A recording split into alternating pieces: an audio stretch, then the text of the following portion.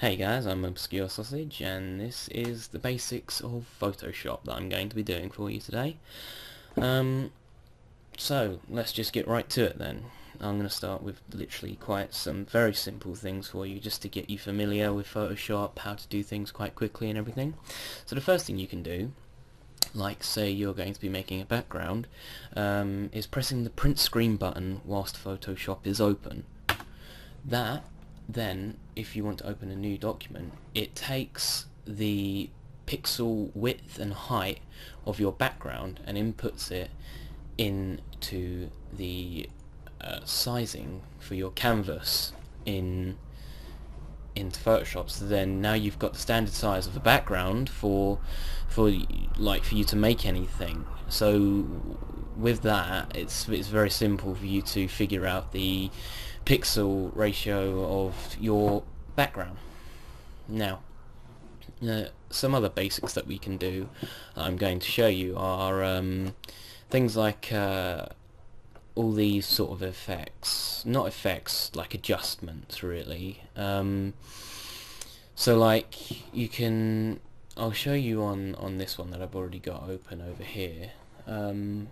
It's firstly, if you go down here, it kind of looks like the brightness icon that you get on like a monitor or something. You click on it and you get all these different options.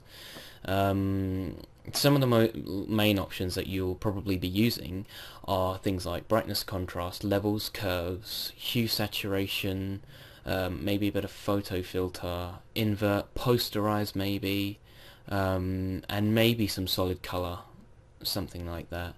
Brightness and contrast is quite simple. You literally have two sliders. You have the brightness and then you have the contrast. And because this is just a black and white image, brightness and contrast isn't going to work too well on it because it's literally just a black and white image. It works a lot better with like a full colored image. And then as you can see, once you've applied one, once you've clicked on it, it sets it into your layers palette, and you can literally just delete it by clicking on it and pressing the delete button. Then you've got your levels. This shows you basically the different, well, obviously the different levels you have in your image of color and brightness, and you can you can edit like the hue, saturation through this and everything. But again, it's just a black and white image. I'll show you some of these effects later on in other videos. Then you have the curves. This is quite it's an easy to understand tool. If you're doing it, if you're using it in the right way, then yeah, it's quite easy. But basically this is also kind of like to edit like the brightness and contrast of an image. But you can, the one thing about this tool that makes it unique against others is that you can edit red, green and blue channels in and the RGB channel separately as well, so you can adjust the red, green and blue of your image and stuff like that to make it stand out a bit more. Then you've got hue and saturation, again another simple tool, literally three sliders. You've got the lightness here and you can see that effect on here. That's basically just like adjusting your monitor brightness or something like that. And you've got your saturation, which is basically takes the color out, and then you've got your hue, which you can use to change the colors of different colors on your image. So say I put like a bright red down in a brush here for you. So look, I'll just show you instead. So let me show you that if I take a bright red and pop it there, and if I was to, I don't even think I need to select it. I don't think I even need to select it. So you can just double click on this little image here and it brings up the box again. So if I move it, you can see that it changes the color of it. But you can only, you can't, using this tool, you can't like change colors to black, because it is literally a color-based tool, unless, you know, it's quite literally a color-based tool. That's what it is. And then I'll show you the saturation. That is how you can make something grey, or you know, you adjust it. You basically, when you turn it up, it can turn quite red as well.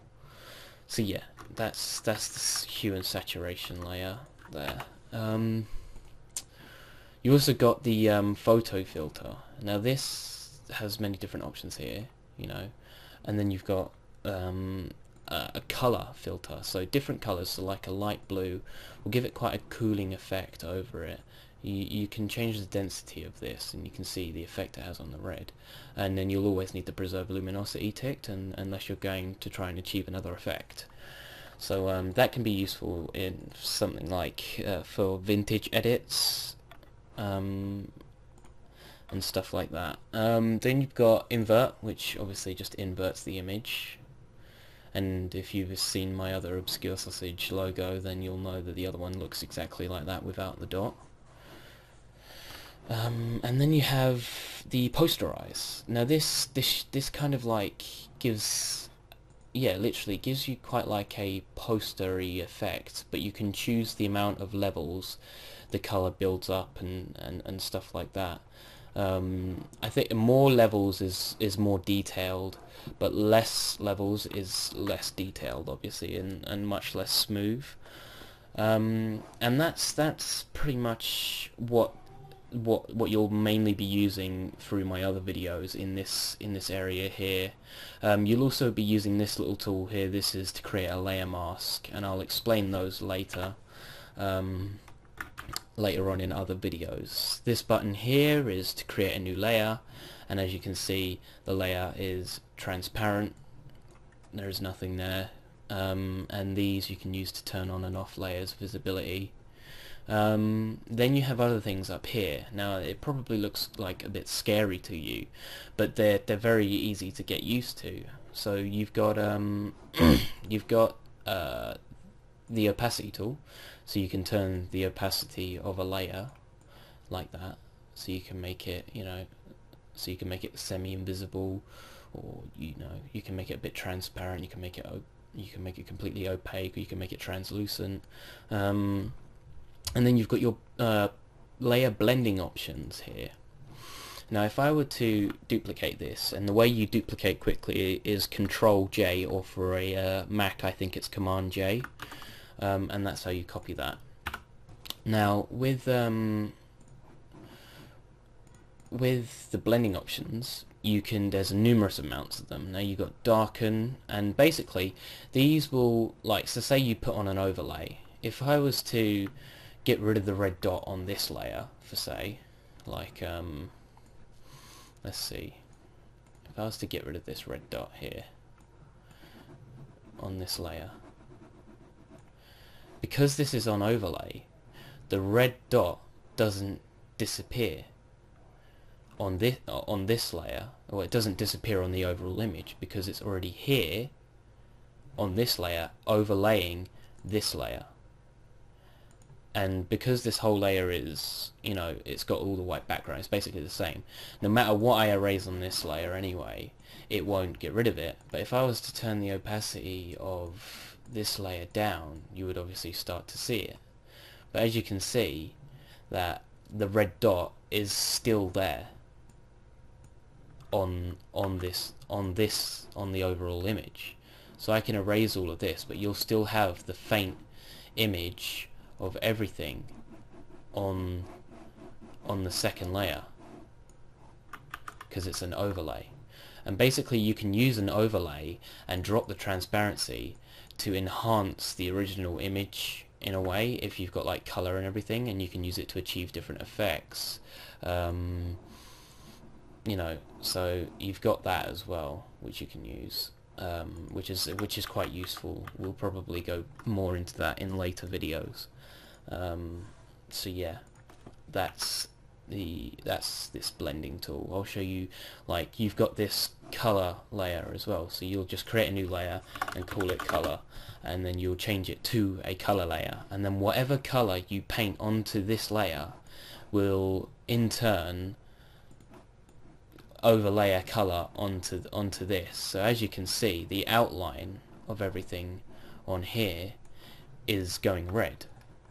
If you can see that. And if I was to change the color, like to blue, and I was to go over it, there you go, and it changes everything to blue. This can be used to give like a subtle outline to white and black things just by painting over it with colour. Or, as you saw, if I were to have, say, a brush like one of these custom brushes that I've downloaded, like some sort of abstract brush, or maybe a water brush here, something like this, something like that. If I was to put it on here and, I don't know, paint it in, say, a standard white, so it should come out just like a normal brush. See, as you can see, it's coming up on there because it's on a black background. So if I was to do it as black, per se, on here, I'm on the wrong layer. If I was to do it as black, you can see already from this layer the colors are already overlaying what's on the previous layer down here, and depending on what brush you've got, what's on your actual canvas, you can change the colors of it willingly. So if I was to go and get a green like this, I could make my brush smaller and just make parts of the image that I want to be green, and then I can just simply go and get another brush like another color blue. Then I could turn the hardness down and go over the other side, but it wouldn't affect the meeting of the two colors in the middle, because it will just work like a gradient because of where the smoothness is down. It'll work like a gradient, and it won't push the complete color out unless you go straight into it, but it will mix into the other color just like a gradient would work. So thank you for watching. I hope this helped you understand a lot of things. Be sure to check out some of my other videos that I'll be uploading soon. I hope you enjoyed. Subscribe, like, comment on what you'd like to see in Photoshop done, comment on a tutorial that you'd like to see, and most of all, just keep trying and you will get better. Thanks for watching, guys.